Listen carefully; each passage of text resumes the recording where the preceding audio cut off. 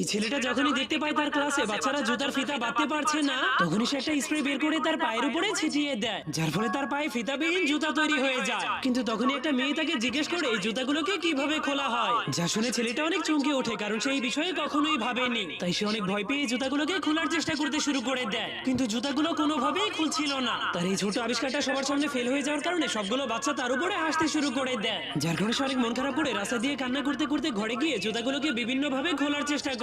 কিন্তু তবুও জুতাগুলো না খুললে সে অনেক রেগে তার পায়ের উপরে অনেক বড় একটা পাথর মেরে দেয়। কিন্তু তবুও কোনো লাভ না হলে তার মনটা একদমই ভেঙে যায়। তখনই তার মা তার রুমে এসে তাকে বলে, তোমার আইডিয়াটা অনেক ভালো ছিল, কিন্তু তবুও ছেলেটার নিজের উপরে সন্দেহ হচ্ছিল, যার কারণে তার মা তাকে বোঝাতে শুরু করে সব বিজ্ঞানীরাই শুরুর দিকে অসফল হয়। এই যে দেখো, আমি তোমার জন্য বিজ্ঞানীদের ড্রেস এনেছি। যা দেখে ছেলেটা অনেক খুশি হয়ে গেলে তার মা তাকে বলে, পুরো দুনিয়া যাই বলুক না কেন, আমি সবসময় তোমার সাথে আছি। সেই দিনের পর থেকে ছেলেটা তার মায়ের কথা শুনে আরো বেশি পরিশ্রম করতে শুরু করে দেয়।